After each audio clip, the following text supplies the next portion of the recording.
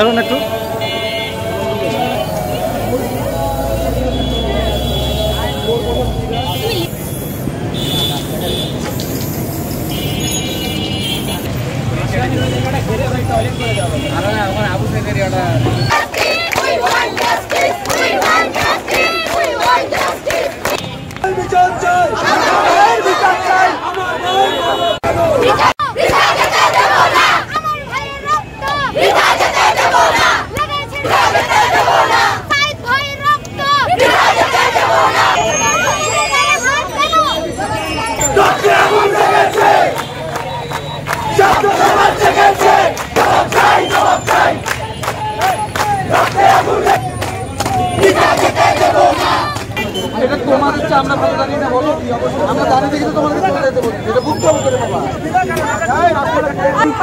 ও এলাকা ভিত্তিক শিক্ষক ছাত্র জনতা জমায়েত হয়ে গণহত্যা, গণগ্রেফতার, হামলা মামলা, খুন ও শিক্ষকদের উপর ন্যাক্কারজনক হামলার প্রতিবাদ জানানো, সাংস্কৃতিক আয়োজন, মৌন মিছিল, মশাল মিছিল, পথনাটক, মঞ্চনাটক, প্রতিবাদী গানের আসর, মাইক ইত্যাদি কর্মসূচি আয়োজন করা হয়েছে।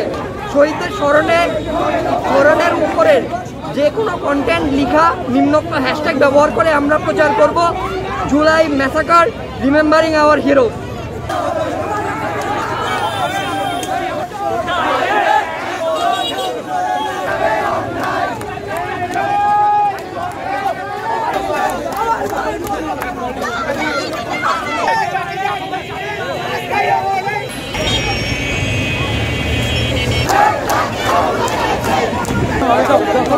আপনারা আমাদের সহযোগিতা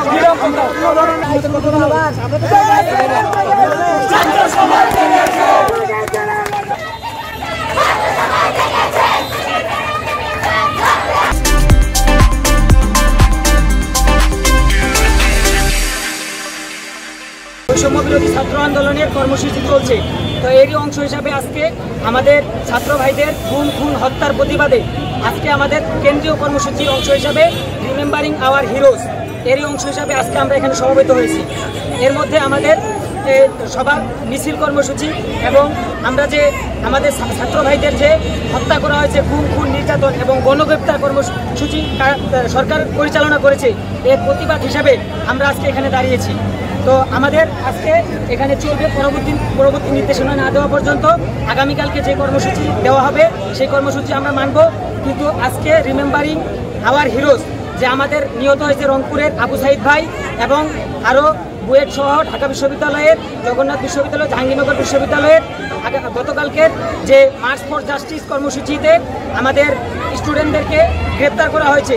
তো সেখানে ঢাকা বিশ্ববিদ্যালয়ের পাবলিক অ্যাডমিনিস্ট্রেশন ডিপার্টমেন্টের একজন ম্যাডামকে হেনস্থা করা হয়েছে এবং একজন পুলিশের কর্মী।